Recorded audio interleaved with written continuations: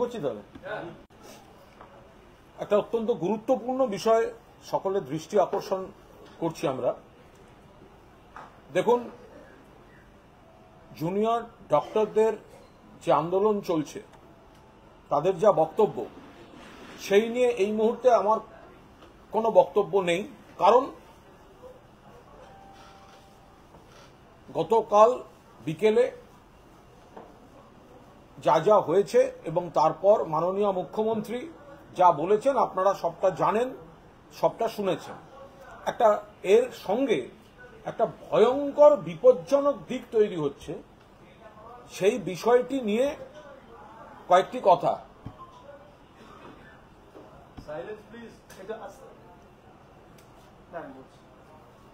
সেই বিষয়টা নিয়ে কয়েকটি কথা। একটা ভয়ঙ্কর চক্রান্তের অভিযোগ আসছে, বলা ভালো একটা ভয়ঙ্কর চক্রান্ত ফাঁস হচ্ছে। সেটি হচ্ছে, গতকাল যখন আন্দোলনকারী জুনিয়র ডক্টরদের সঙ্গে যখন মাননীয় মুখ্যমন্ত্রীর বৈঠক সংক্রান্ত যে প্রক্রিয়াগুলি চলছিল, সেই সময় যখন তারপরে যখন বৈঠকটি যে কোনো কারণেই হোক হলো না, আমি কারণগুলোর মধ্যে যাচ্ছি না, তার জন্য আমার আজ আপনাদের সামনে আসা নয়। যখন জুনিয়র ডক্টররা প্রেস কনফারেন্স করছিলেন, সেই সময় দুটো তিনটে শিবির একটা ভয়ঙ্কর প্লট, যে রাজ্য সরকারকে, তৃণমূল কংগ্রেসকে, মাননীয় মুখ্যমন্ত্রীকে বিড়ম্বনায় ফেলতে হবে, হামলা করতে হবে জুনিয়র ডক্টরদের সল্টলেকে ধর্ণা মঞ্চের উপর।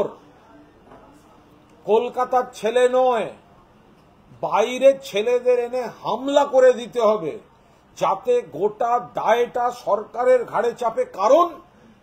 কারণ বৈঠকটা কাল হয়নি, জুনিয়র ডক্টররা ফিরে আসছেন। এই সময় যদি মারা যায়, এই সময় যদি হামলা করা যায়, তাহলে এর পুরো দায়টা রাজ্য সরকারের উপর চাপবে।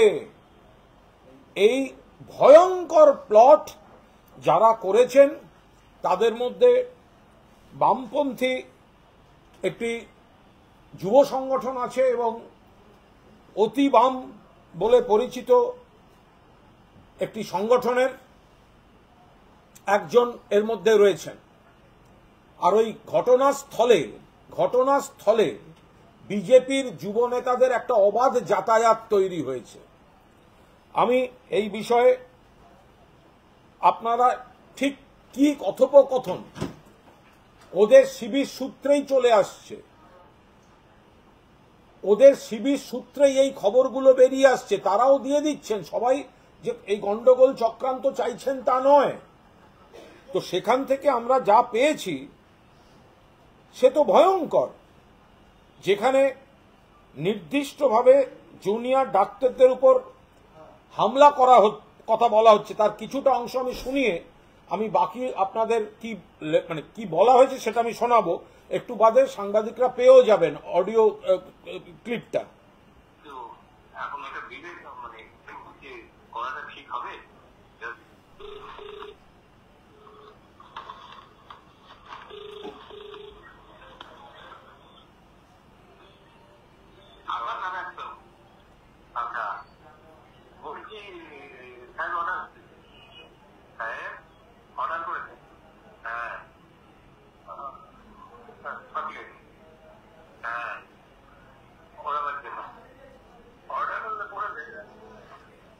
ভালো করে শুনুন, সাহেব অর্ডার দিয়েছে উড়িয়ে দেওয়ার জন্য।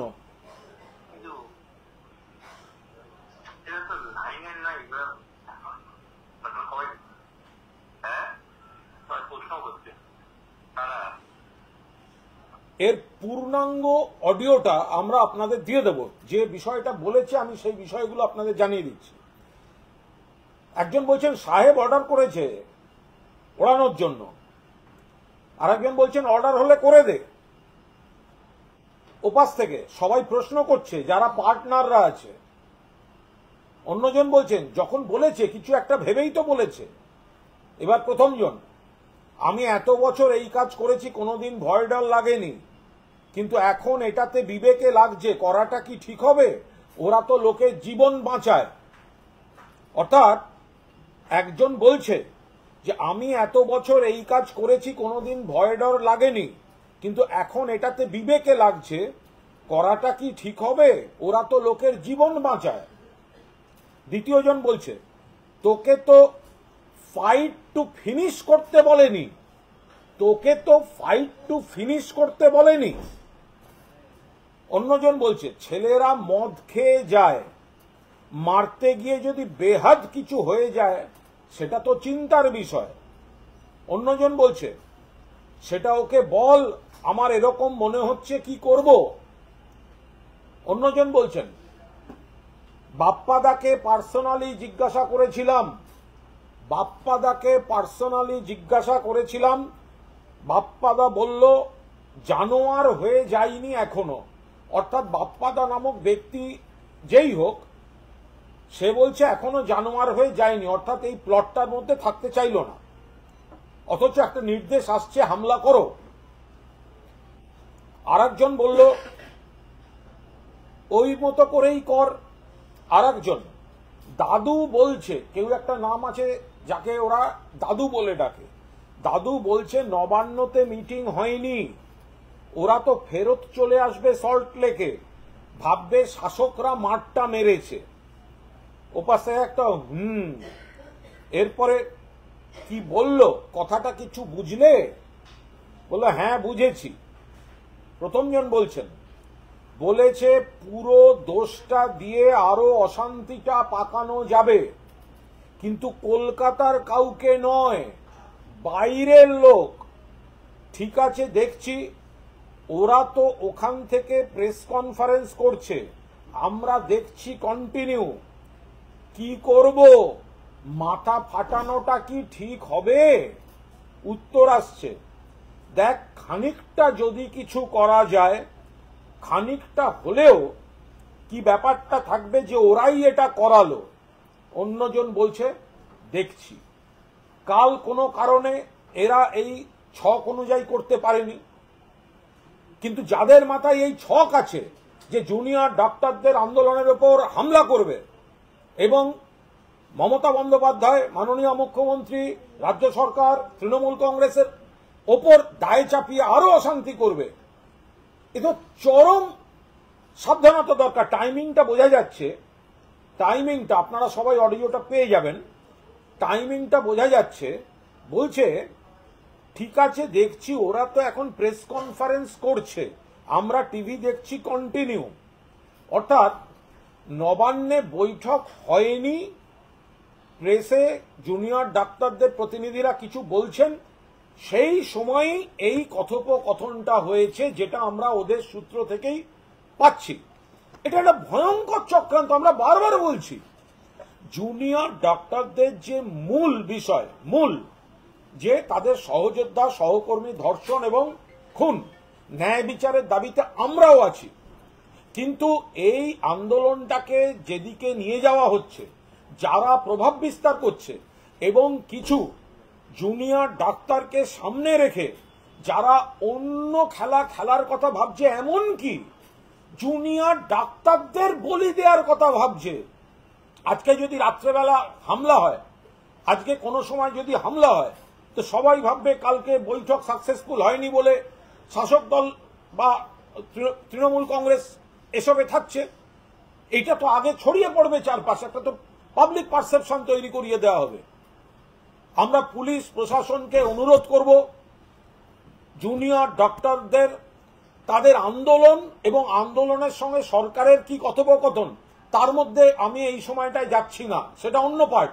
মুখ্যমন্ত্রী বলেছেন, তারা দেখছেন, কিন্তু এই যে ষড়যন্ত্র, এখানে ওই এলাকায় কোনো বহিরাগত যেন না ঢুকতে পারে। ইতিমধ্যেই দেখছি একের পর এক বহিরাগত বিভিন্ন দলের লোকেরা বিজেপির কে গিয়ে বসে থাকছে, বিজেপির আরএসএস এর লোকজন, বিজেপির যুবর জেলা সভাপতি সদল বলে ওই ভিড়ের মধ্যে ঢুকে থাকছেন, নকশালপন্থী নেতা সেখানে গিয়ে বসে আছেন, যে সমস্ত বিভিন্ন পরিচয়, রাজনৈতিক পরিচয়ের লোকজন নানা স্বার্থে এবং যারা উগ্রভাবে স্ট্যাম্পড তৃণমূল বিরোধী অন্য রাজনৈতিক দল করেন, কেউ সিপিএম করেন, কেউ করেন, তারা জুনিয়র ডাক্তারদের বন্ধু সেজে নানা রকম প্ররোচনা দিচ্ছেন যাতে এগুলো চলতে থাকে।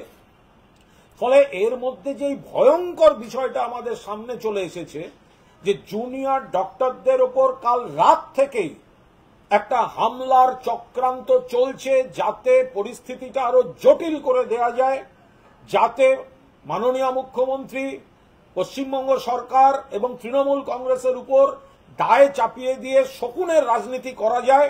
বলছে কলকাতার ছেলে আনবেন না, বাইরে থেকে ছেলে আনো। একজন বলছে এসব কাজ অনেক করেছি, এবার একটু বিবেকে লাগছে, ওরা তো আমাদের জীবন বাঁচায়, ওদের মারবো। একজন বলছে মাথা ফাটানো অবধি যেতে পারে, ফাইট টু ফিনিশ নয়। একজন বলছেন মদ খেয়ে মারবে, কি করে বসবে কি বুঝবো। যে এত বড় একটা ভয়ঙ্কর প্লট, আমরা এটা সকলকে সতর্ক থাকার, সচেতন থাকার অনুরোধ জানাচ্ছি এবং জুনিয়র